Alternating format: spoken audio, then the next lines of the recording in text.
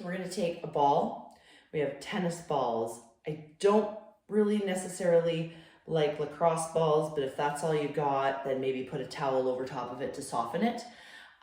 Anything that has a little bit of give to it is best because then it kind of melds into the fascia a little bit more.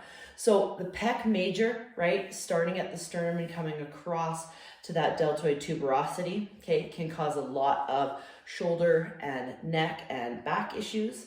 So we want to release it. I like to find a corner of a wall so that my body, my face isn't going into the wall. It gives me that little bit more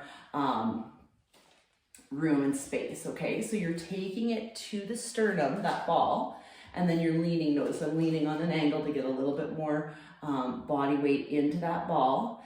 And then I'm gonna roll across that sternum towards my shoulder or vice versa. You're gonna find a trigger point or a point of tenderness.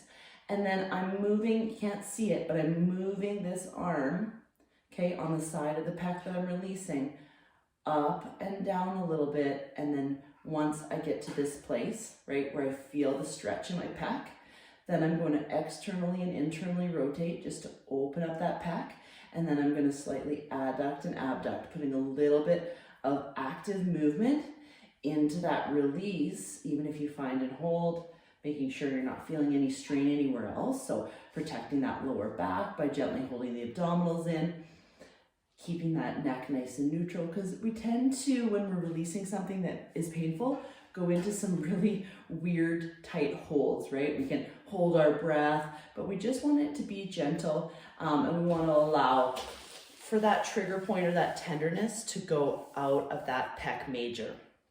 Okay, so adding, once the ball is in that position and you get to here, don't go here. Notice my shoulders went up, right? Staying below that shoulder, you can do internal and external rotation, right? As you find that trigger point, hold on to it, and then you can pull away, get a little bit more of a stretch with your breath. Inhaling and exhaling to release those muscles.